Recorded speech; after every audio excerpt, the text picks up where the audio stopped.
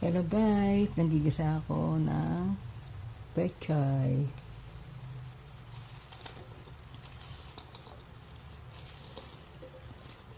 Ginisa ko sa bawang, sibuyas, kamatis, ang giniling at hibe.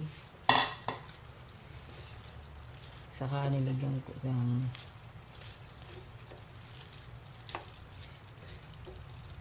half cup water.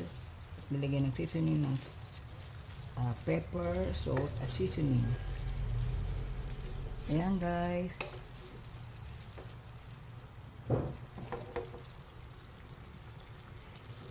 Nagigisa na ako ng pechay. Malapit na maluto ang aking ginisang pechay. Thanks for watching. Mami Violeta Vlogs.